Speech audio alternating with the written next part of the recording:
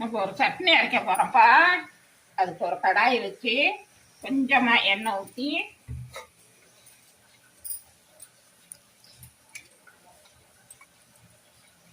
வெங்காயத்தை போட்டு தக்காளி கருவேப்பிலை சும்மா ஒரு இன்ச்சு தான், கொத்தமல்லி,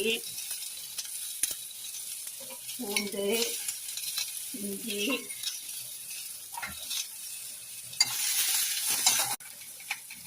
பச்சை மிளகா 2 போட்டு நல்லா வதக்கணும்ப்பா. நல்லா சூடெல்லாம் வதக்கிட்டு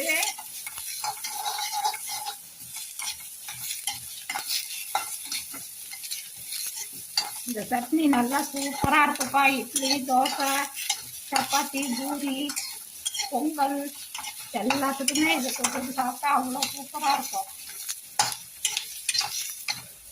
அப்புறம் கொஞ்சம் பொட்டுக்கடலை, தேங்காய்லாம் போடக்கூடாது. அதுக்கப்புறம் உப்பு கொஞ்சோண்டு போட்டுட்டு கொஞ்சமாக பெருங்காயம், அவ்வளோதான்ப்பா. நல்லா வதக்கிட்டு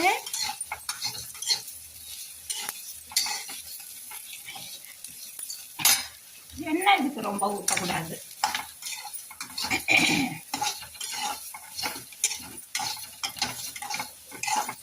நல்லா வதங்கிடுச்சுப்பா.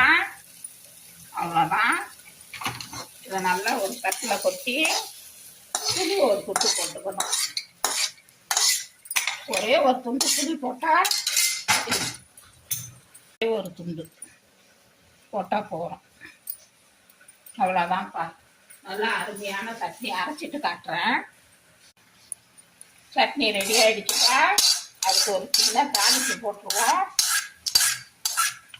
இஞ்சி எல்லாம் போட்டிருக்கோம், பூண்டு போட்டிருக்கோம், பெருங்காயம் போட்டிருக்கோம். இந்த மழை நேரத்துக்கு இது மாதிரி ஒரு சட்னி அரைச்சி சாப்பிட்டா நல்லா செரிமானம் கொடுக்கும்.